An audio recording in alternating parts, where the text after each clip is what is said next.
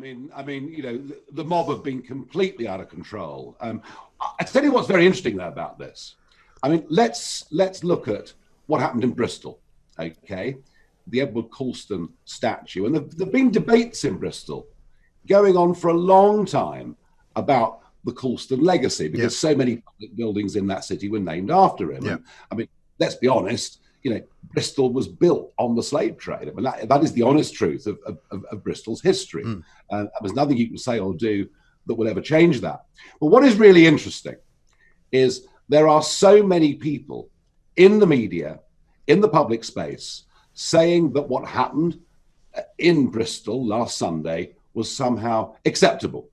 In fact, some think it was noble because, he was a slave trader. Therefore, that behavior was acceptable.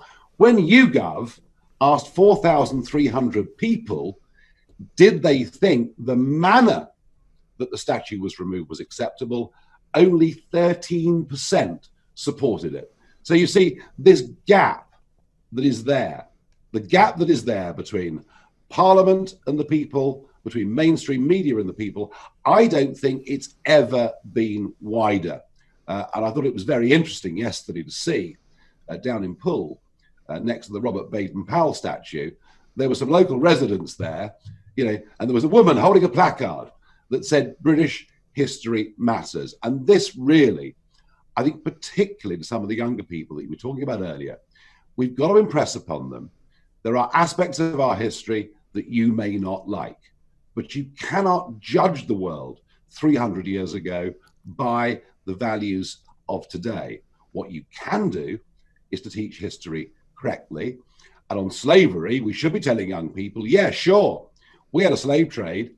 Everybody had a slave trade. The Romans had a slave trade. Everybody had a slave trade. But we were the one country through the campaign led by William Wilberforce to not just abolish the slave trade, not just abolish the owning of slaves in this country and around the colonies, but we actually used the Royal Navy to stamp it out across much of the rest of the world. So we need to start teaching history properly. And maybe the real example to us here is Nelson Mandela.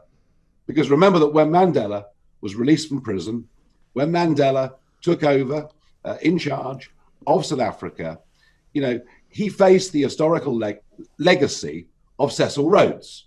Rhodes, a giant historical figure. I mean, a man with a country named after him, Rhodesia.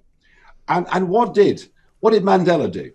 Did he say we must abolish Rhodes? We must get rid of this white imperialist. We remove him, maybe even burn a few history books about him. No, what Mandela did was to set up the Mandela Rhodes Foundation as a means of learning from the past to get a better future.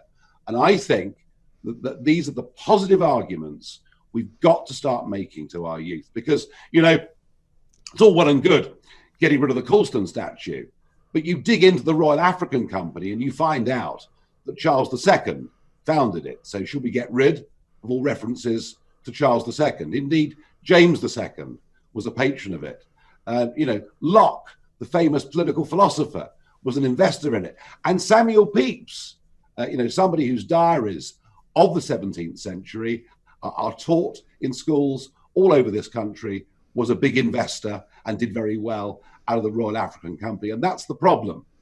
If you start to unpick, if you start to try and delete individual little parts of history, you finish up with literally nothing left. And I know that is what these cultural Marxists want.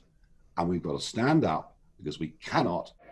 We say, and I ask you to stay with us, lift up your voices in this great meeting in the heart of England, and to all the world, a message: England lives and marches on.